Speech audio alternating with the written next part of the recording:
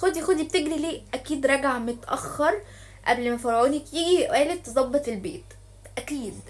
وكمان عامله ماسك، لا يبقى انت كده بقى ايه، جوزك جاي والبيت مكركب وقالك تنضفه قبل ما يجي عشان ما يجيش يزعق لها بقى ويعمل لها مشكله. لا معلش، بس ما حدش قالك اتاخري بره، ليه ما تظبطيش مواعيدك يا اختي كده؟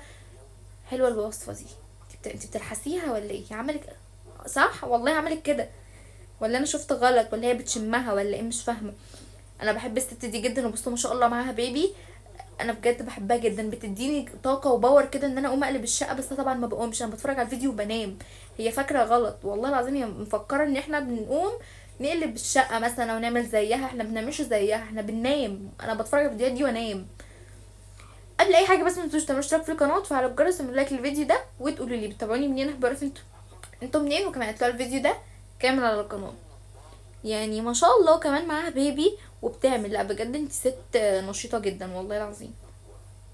يعني بصوا مثلا في ناس يقول لك لا انا مش هعمل، ما انا معايا طفل، هعمل ازاي بقى؟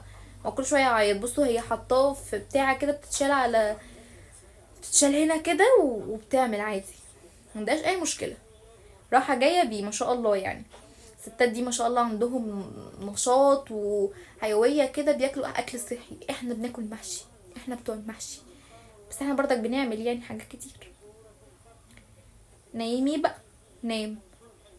حاسه ان هي كبيره قوي على البيبي ده ولا هي صغيره ولا ايه؟ مش واخده بالي. بتغسل هدومه كمان وكوتيها كمان وطبقتيها كمان. ايه بسرعه دي؟ ده انتي ما فيش اسرع منك. بحب بيتها قوي بجد بجد، بحب بيتها جدا. بيتها منظم كده ويفتح النفس، ان هي ليها نفس ان هي تعمل فيه حاجه. بيبقى في بيوت تقفلي ان انتي تنضفي فيها حاجه. بس بقى بتعقم الببرونه وكل حاجه بتاعته. مطبخها ما شاء الله حلو قوي، الديكور بتاعه حلو. يا من نفسي اجيب التلاجة دي بجد، حلوة قوي يعني ما شاء الله، اللهم بارك. تحفة تحفة. بس طبعا يعني شوفوا هي عندنا هنا بكام، يعني هي ممكن تعدي 100,000 او اكتر كمان، مش عارفة.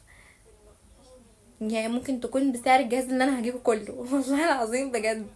حلوة قوي. هو كل ده جوزك لسه ما جاش ولا انا متهيألي جه ولا ايه؟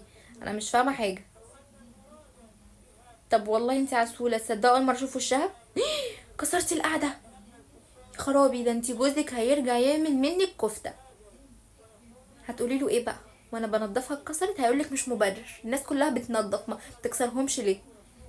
هتسيبيها كده من غير غطا؟ لا معلش اعملي القعده عشان انا اتضايقت. اي ايه ده؟ دي بتركب تاني؟ ايه القعده النضيفه دي كمان؟ مش عندك ولاد؟ عندها ولاد تقريبا، حاطه لهم العاب. انتي ام صالحه. اه والله. الله حلو الحمام ما شاء الله. نضفي بره كمان، ايوه جدع. كنت لسه